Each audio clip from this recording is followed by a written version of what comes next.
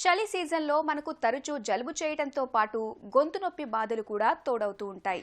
ముఖ్యంగా చలికాలంలో వాతావరణంలో మార్పుల కారణంగా హానికారక బ్యాక్టీరియా, వైరస్లు మన గొంతులో ఇట్టే తిష్టవేస్తూ ఉంటాయి.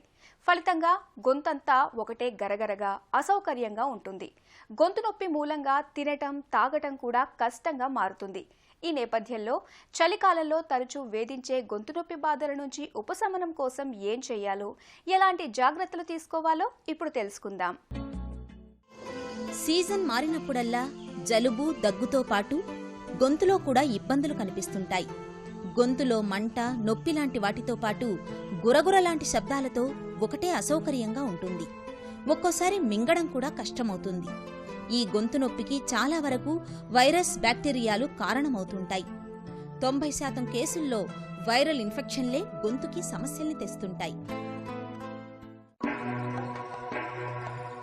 వైరస్ కారణంగా వచ్చే గొంతు నొప్పి ఒకరి నుంచి మరొకరికి తేలికగా వ్యాపిస్తుంది. తుమ్మినప్పుడు, దగ్గినప్పుడు, మాట్లాడినప్పుడు వ్యాధికారక వైరస్ సూక్ష్మక్రిములు ఇతరులకు తేలికగా వ్యాపిస్తాయి. పిల్లల్లో ఈ సమస్య కనిపించినప్పుడు అది ఒకరి నుంచి మరొకరికి సోకకుండా తల్లిదండ్రులు జాగ్రత్తలు తీసుకోవాలి. పిల్లల్ని ఎక్కువగా బయట తిరగనివ్వకూడదు.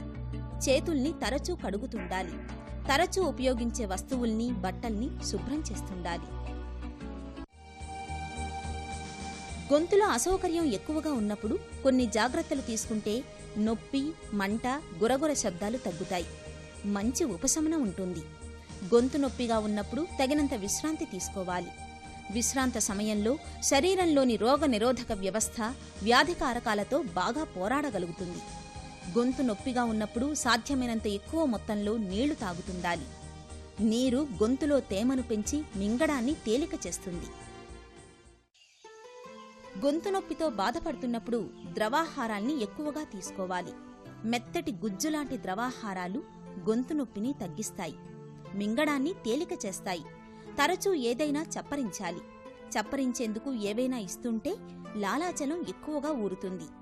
ఇది గొంతు నొప్పిని తగ్గించే సహజసిద్ధమైన పరిష్కారం. గొంతు నొప్పి ఉన్నప్పుడు కారం, మసాలాల్ని బాగా తగ్గించాలి. ద్రవాహారాలు, సాత్విక ఆహారాన్ని తీసుకుంటూ ఉంటే గొంతు నొప్పి త్వరగా తగ్గుతుంది.